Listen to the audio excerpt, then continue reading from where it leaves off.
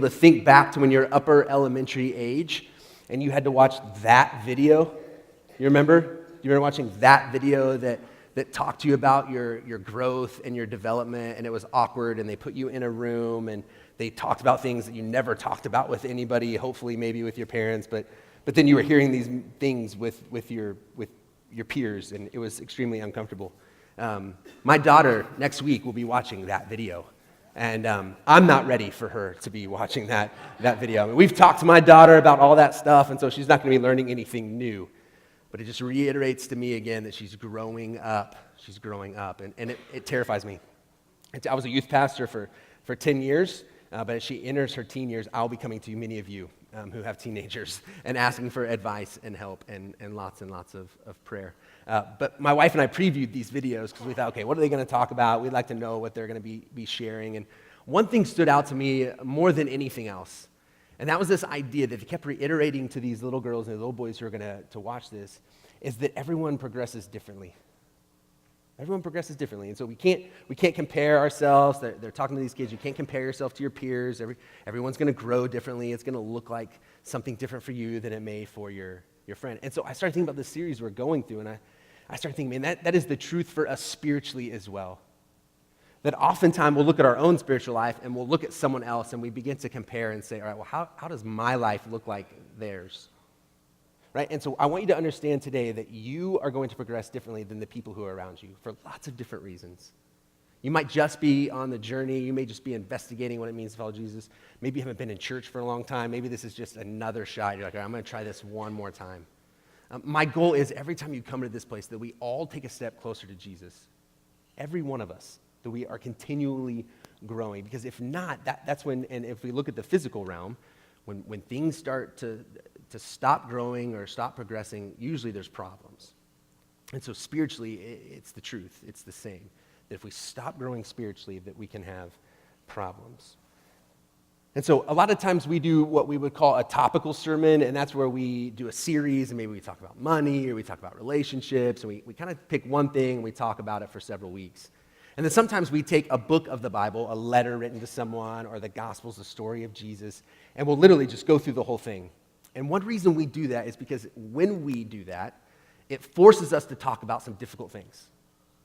So it forces us to take some of those scriptures that I normally wouldn't go to, and it forces us to say, okay, we're going to stop, we're going to slow down, and we're going to talk about that.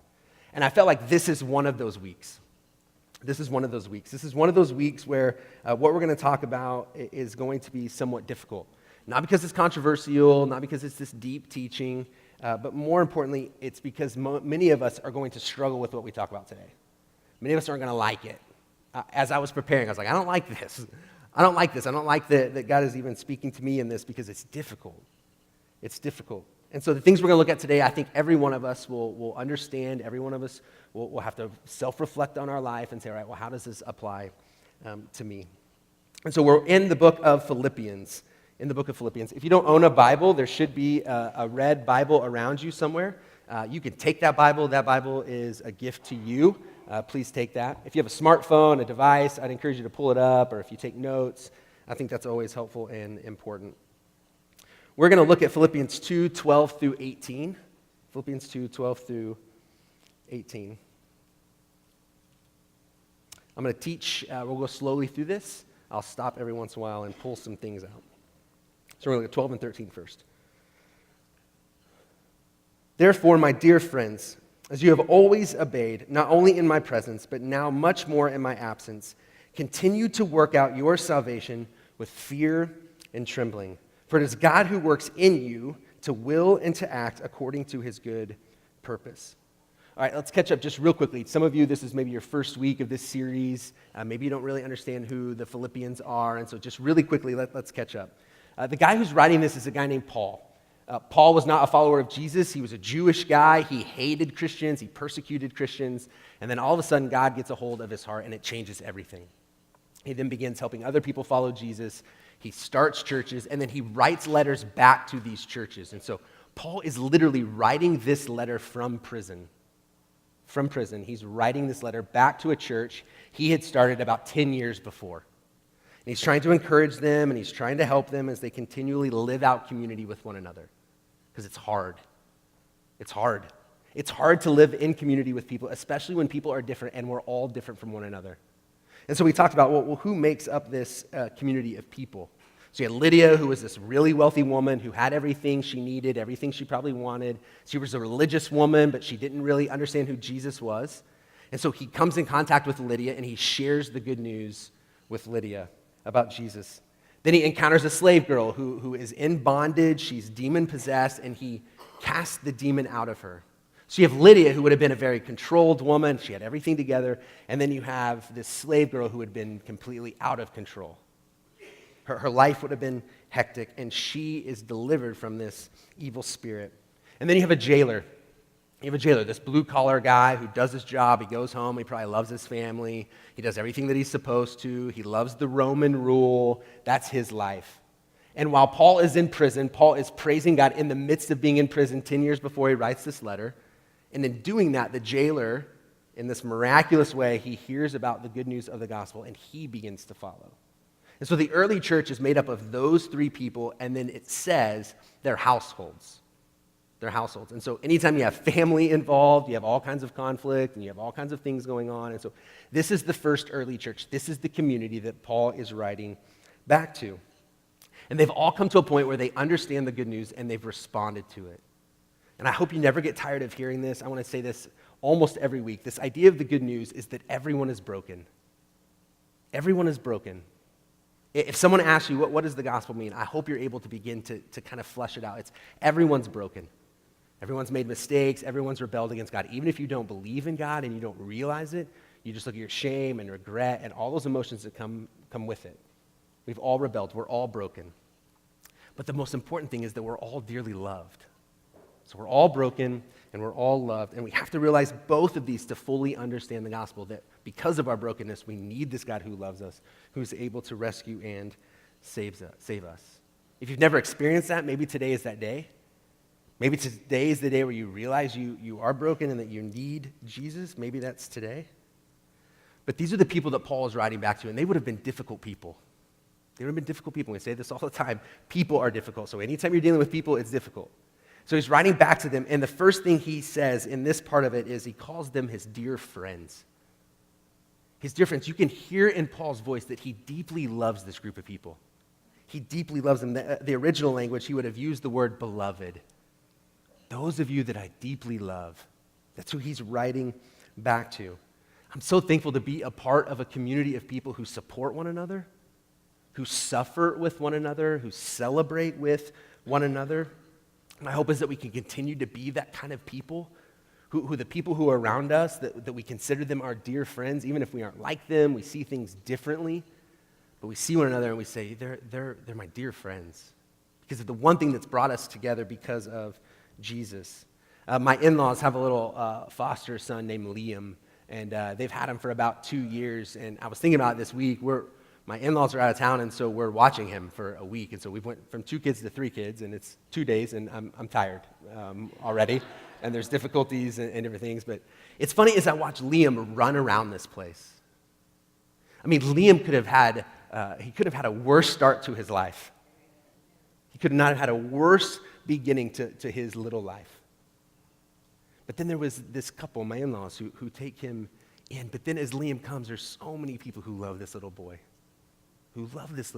And it's really funny because he calls a lot of people daddy, right? He calls a lot of people daddy, and he loves grown men, and he's just loved by so many men at this place, and it just means so much as I see him and so many people who support him. It's this beautiful picture of what the church looks like, that no matter how we started or how we've got ourselves here, that there's a group of people who will come to us and love us and accept us and welcome us into this place. That's what Paul is experiencing, and Paul is saying, man, I love those people who I started that church with. So even in the midst of our differences, we understand that this is a place where everyone is welcome. Everyone is welcome. Everyone belongs. Everyone is needed. Because you can think about the early church that starts in Philippi, everyone would have been needed to do those things. They didn't have people in position, so it took the whole community, as they were going to make a difference in their community, it took all of them.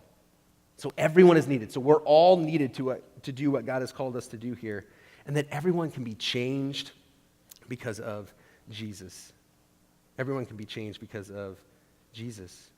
So now Paul, just last week as we looked at it, he started talking about that we should do nothing out of selfish ambition, that we should consider others better than ourselves, that we shouldn't look only to our own interests, but to the interests of other people.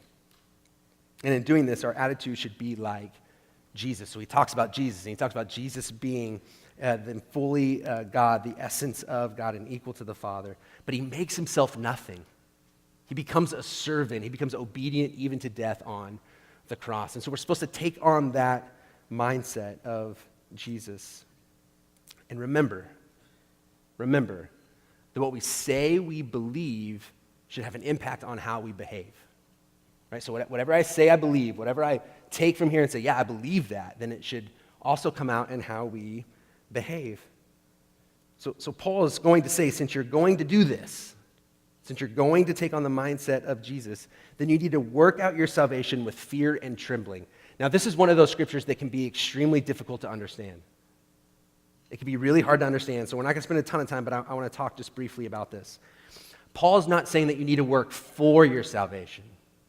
Right? So Paul's going to talk in other places that it's grace alone, that it's nothing you can earn, it's nothing you can work for, it's not that you can be good enough. So if you have a job and you think, man, if I just do better, if I sell more, then all of a sudden I'm going to be promoted, that my boss is going to be pleased with me and I'll get that job that I've wanted. That's not what Paul is saying. Paul's not saying that you're doing really well and you're working for your salvation, but it's about working out our salvation, to bring about or to carry out our salvation. So because we've been saved, if you're here, and I know not everyone would say that they are, but if you're here and you're a follower of Jesus, then you're working out your salvation in the midst of community. So something has happened to you individually, but we're working this out together. We're carrying it out with one another. And so we have to understand that it doesn't just impact us individually. It doesn't just impact us individually, but it impacts, or it should impact, everyone and everything around us. So as we work out our salvation, we're carrying out our mission, Trinity's mission, to love God, to love people, and to serve our community. And so my hope is wherever we go, I talked to someone who was here last week and just met this family, and we're talking, and she said, I came here because I heard of another group of people at Marshall's talking about your church. You never know. You never know who's listening. You never know who's watching. They never know who's observing. And so they just were talking about Trinity in our church, and they came. And so there's this idea of everywhere we go, we carry this with us. And so if you're employed somewhere, if you're an employer, or if you have employees underneath you, that they should benefit because you're a follower of Jesus. That in your neighborhood, your neighbor should be thankful that you're there as a follower of Jesus because your neighborhood is better because you're there. As students in your junior high, in your high schools, that your classes should be better. Your teachers should be thankful that you're in that class because of you being a follower of Jesus. So we're working this out. We're continually growing. We're continually learning. But then he says this, with fear and trembling. With fear and trembling. Now, this is not about dread. This is not about an anxious fear. This is not about anxiety at all, like questioning what God is doing or what he's doing with me. I've been having a couple of tests, and as I've shared in the past, anxiety is something I've always kind of dealt with, and I have these irrational fears at times. And so as I have anything going on with me, I immediately go to the worst place that I could possibly go. In my mind, I'm thinking they haven't found something yet. It's got to be the worst thing possible. It's a tumor hidden deep in there, and they're going to find it. I know they are. And so I wrestle with those things really bad. That's not the kind of fear that God is wanting you to have as you work out your salvation. It's not even about an uncertainty concerning our salvation. So it's not that we take a step and we're afraid always of what God's thinking about us or what he's going to do to us. It's not about questioning, am I really forgiven? Some of you who have grown up in church for a long time, you've probably prayed multiple times. All right, God, I don't know if you heard it last time. I know I prayed for forgiveness before, and I don't know if you heard it. I don't know if I did it right. And so there can be this uncertainty. This is not what Paul is saying either. What Paul is saying is we should have this awe of who God is. We should have this awe of who God is. So this word fear it can be translated into this word awe or reverence for who God is. Sometimes I think that we don't really elevate God to the position that he should be elevated to. Like to come into this place and to put our attention to that, it should do something to us. When we pray, to understand that the God who's created the universe, who spoke things into existence, allows us to speak to him. And so we approach him with awe and with reverence. The movie, The Lion, the Witch, and the Wardrobe, I don't know if you've ever seen that, the Chronicles of Narnia. One of the characters, her name's Lucy, and they're in this beaver's den, and they're just kind of at the beginning kind of finding out who King Aslan is and what's going on, and they find out that Aslan is a lion. And so her question to this talking beaver in this movie is Aslan safe? Is Aslan safe? And Mr. Beaver says, safe? Don't you hear what Miss Beaver tells you? Who said anything about safe? Of course he isn't safe, but he's good. But he's good. He's the king, I tell you. And so if we understand that he's safe, he's not safe, but he's good. But he's good to you, and he's good to me. And so we approach him with awe, with reverence. If you think back to, as I talked about, this slave girl, don't you think after being delivered, she would have had this fear and trembling, but it would have been this awe and reverence for what just happened in her life. Lydia, who thought she had everything together, realizes that everything she ever wanted, everything she needed would never be enough. There's this awe and this reverence. The jailer who experiences the doors fly open in the prison, there would be this awe and reverence for who God is. And so as you and I work out our salvation, if we think about what God has done, we should do that in a way we're in awe and reverence for who God is. For who God is. And then it says that God is the one who carries these things out. For it is God who works in you to will and to act according to his good purpose. So the things that you feel God has called you to do, who he's called you to be, at times it feels overwhelming. It feels overwhelming. How in the world can I do that? But it is God who works these things out. It's God who gives you the ability and the opportunity to do these things. And so I've shared before, just simply in my story of being a pastor. One, I didn't want to be a pastor. I didn't grow up in church. I didn't even really know what a pastor was. So when I thought I'm supposed to be a pastor, I really rejected that idea. And then the other thing that I've often talked about is I couldn't speak in front of people. I couldn't speak in front of people at all. I was always in fear. I would feel nauseous and sick anytime I had to speak in front of a group of people. And so I had to get to the point where I said, all right, God, if you're going to do this, if you've called me to do this, you're the one that's going to have to make it happen. That it will not be me just getting better at what I do or learning how to speak. It is going to be you working it out in my life. And so as we talk about loving our enemies, that seems impossible. It seems impossible. So it's God who works those things out. Or I can't serve those people. You can. There's no way you could foster or adopt. As I talked about fostering, maybe God's put that on your heart and you think there's no way in this stage of life or where I'm at, there's no way I could foster or adopt. God can through you. Absolutely no way you could break the addictions or those behaviors. You can because of God working in and through you. So it's God who works those things out into your life. Now that's the easy part. It would have been great if Paul would have kind of stopped and then skipped this next section, but he doesn't. He doesn't. He goes on. Verse 14. He says, do everything without complaining or arguing. Do everything without complaining or arguing. And so I did some in-depth research of the word everything this week. Because my hope was maybe there's a loophole in there somewhere, like what the original language is. Maybe he meant something a little different. But it literally means everything. It didn't change somewhere in the translation. It literally means everything. It means all things. It means whatsoever. It means whosoever. It means everything. Paul says, do everything without complaining or arguing. This is hard. This is so hard. This is hard to do in my own life. It's hard to do in a world where it seems like everyone complains. Everyone complains about something. There's always something to complain about. We know those people that complain about everything, that nothing is ever good enough. Something is always wrong. They're always posting about what's not good enough. You've been to a restaurant with those people. It's always uncomfortable to go to restaurants with those people who are really big complainers and nothing's ever good enough. They complain to the server, the food's not right, they don't like where they're sitting. It's always uncomfortable. You know those people. Some of you might be those people. But we often think, well, what's the big deal? What's the big deal? Is it really hurting anyone when I complain? Is it really hurting anyone when I argue about things that don't really matter? It matters. It matters. There's several groups of people in the scriptures who were known for complaining, and there were times they would complain back to God. And there's a group called the Israelites, and they're in bondage in Egypt to Pharaoh. And they had one prayer: God, get us out. That's the only prayer. God, deliver us from here, get us out. And so God raises up this leader in Moses, and God does these 10 plagues, and he changes the heart of Pharaoh, and Pharaoh lets the people go. And so the Israelites walk out. They're in bondage, they're in slavery, life is difficult. They walk out, they're free. And Pharaoh changes his mind. And he sends the army after them. And so Moses is leading the Israelites, and he gets to the Red Sea. Nowhere else to go.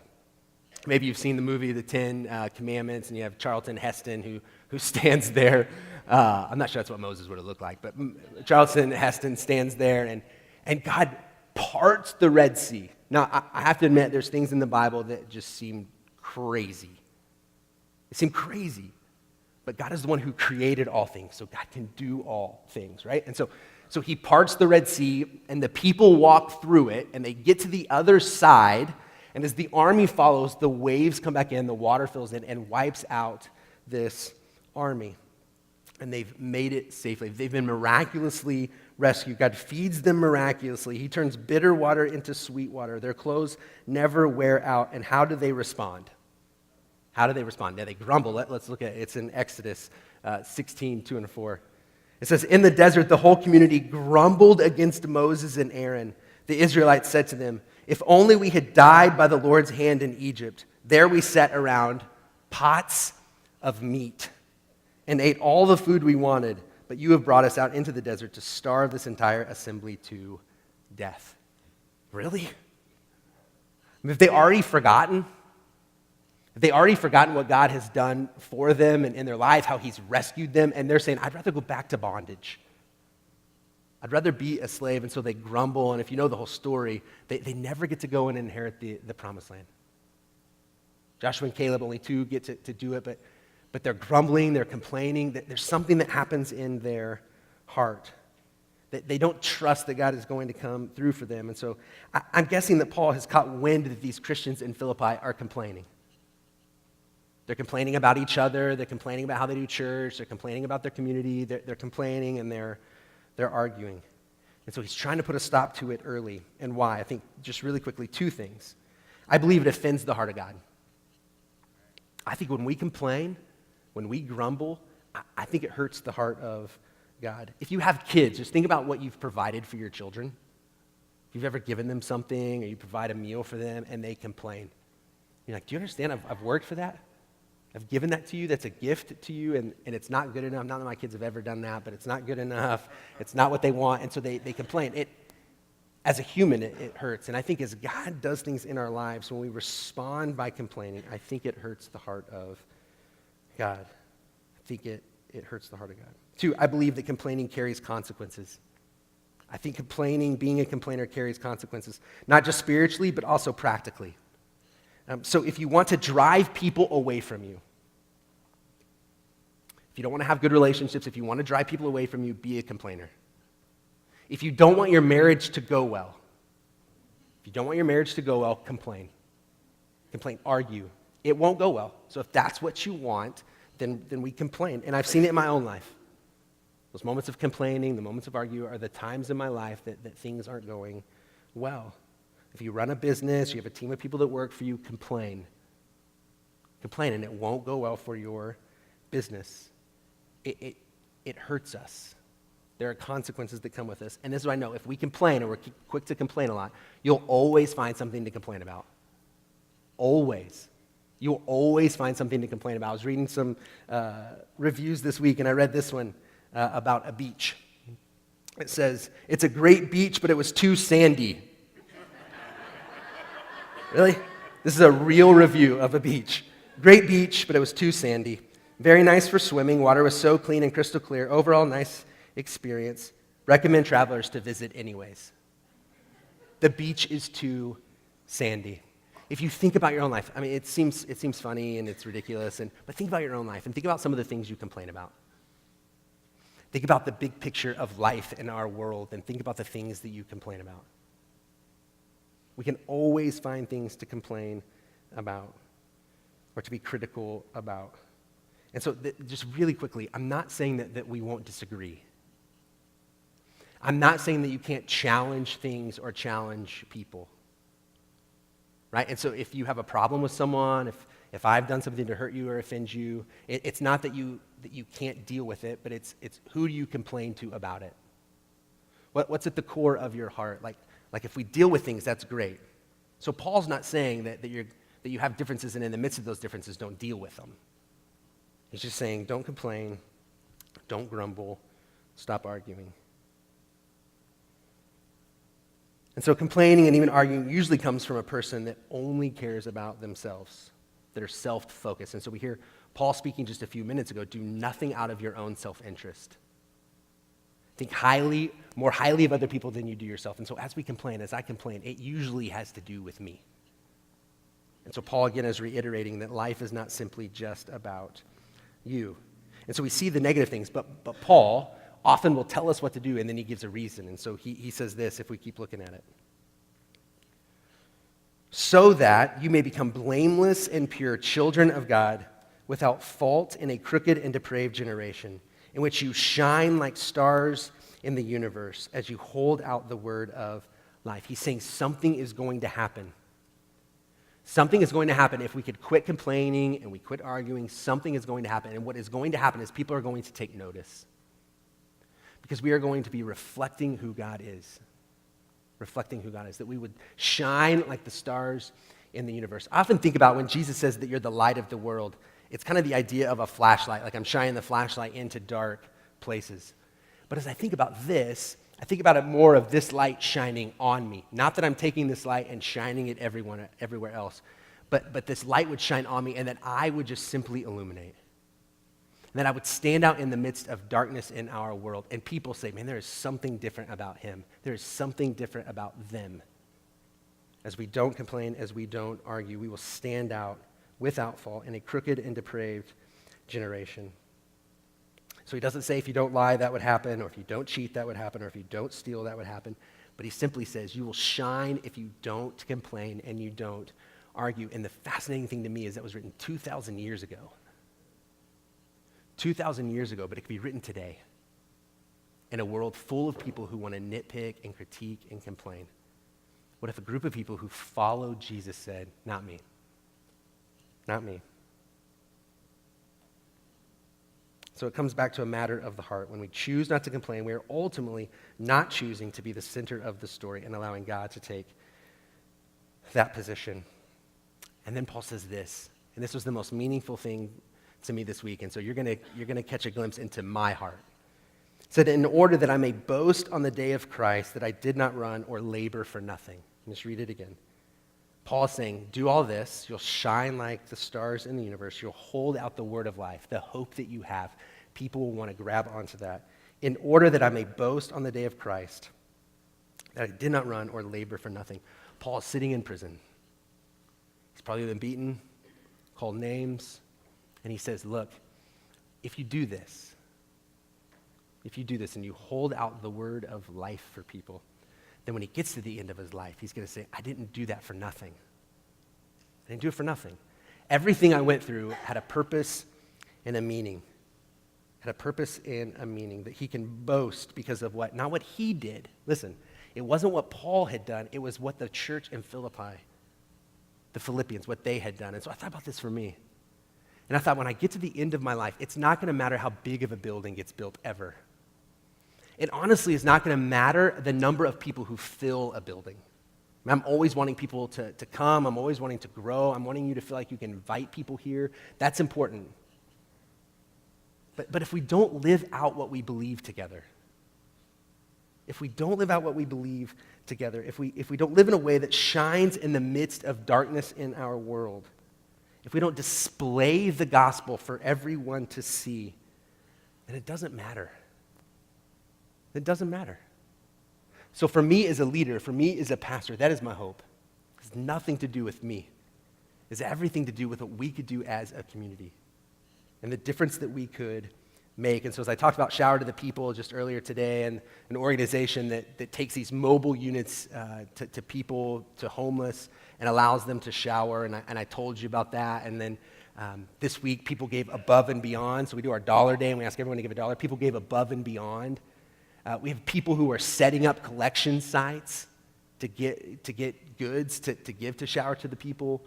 People just came out of nowhere to say, how can I help and what can I do? That is so good for me to hear, that you get it. And as John asked about bringing his residents here, and I sent it to the board, and I talked to some people, there are some churches that would say, can we do that? Can we just open our building up to a group of homeless people? I mean, what if they do something? Or what if something happens? Not one person. Not one person. Every person I talked to was like, well, what else can we do? What else do they need? That is because we're getting it. We're understanding what it means to be impacted by what we believe, and so it changes the way we behave. Matt Chandler, a pastor down in Texas, says this: if we don't pay attention, we'll weaken the reality that the church is actually a group of people meant to represent the image of Christ to each other and the world. I'm going to say it again. This is really important that you understand what our purpose and what our mission is. If we don't pay attention, we'll weaken the reality that the church is actually a group of people meant to represent the image of Christ to each other and the world. That some people respond to the good news, that some people will begin to follow Jesus because of the way that we live our lives, the way that we live our lives out with one another. And so we collectively represent the image of Christ in our unity, in our diversity, in our suffering with one another, our love for one another, our care and concern for one another, the way we serve one another in our community. On March 19th, it's called Palm Sunday, is that weekend, and it's this idea we remember when Jesus rides into Jerusalem. It's his final week, it's his final days, and we celebrate Jesus coming into Jerusalem, and it sets into motion Passion Week, where Jesus is punished and he's put to death on a cross. And so oftentimes we do these events and we ask a lot of people to come here, and we'll do Easter eggs and we'll do a bunch of stuff. This year, we did it a few years ago, is we're leaving this place. We're going out. And so we're going to encourage you to be a part of a serve day, an all-church serve day. And so there'll be 4 projects that we're going to be working on. One of those is going to be in West Alton. They still are needing help. They still haven't been helped in lots of ways. And so we're going to have 4 opportunities for people to serve. This is us coming together. This is us using our gifts. There's going to be all kinds of ways for people to do it. But we're going to do that together. In the midst of all of our differences, we're going to come together for one thing. And when we do that, we are representing who Jesus is. And then finally, Paul ends with this: but even if I'm being poured out like a drink offering on the sacrifice and service coming from your faith, I am glad and rejoice with all of you. So you too should be glad and rejoice with me. Paul's literally saying, if I die. He knows it's going to happen, and eventually it does. He says, even if I die, I'm going to be glad. I'm going to be rejoicing. You too should be rejoicing because of what God is doing. So we have some growing up to do. I have some growing up to do. I have some growing up in times where I don't give awe and reverence to God for who he is and what he's done. So I have some growing to do. And then I have lots of growing in the area of complaining and mumbling and arguing. I have some growing up to do, because I know when I don't do that, then I can shine like the stars in the universe in the midst of darkness, and people will take notice of who God is. We have room to grow. We have room to grow. Will you pray with me? God, thanks for today. Thanks for every person who is here, who's investigating, who's pursuing what it means to follow you. God, we need your help. This week, as we become quick to complain, would you help us to bite our tongue? Would you help us to only speak words that give life? Would no unwholesome talk come out of our mouth this week, but only what is good to build one another up? Would you help us to do that this week, Father? And would you help us as a community as we continually come together to give a good image of who you are? Not that we have to be perfect, and I know we need to rely on you, but would others see us and see you in the way we treat one another and treat those in our community? We love you, God, and thanks for loving us in return. We pray this all in Jesus' name. Amen. Amen. See you next week. Love you guys.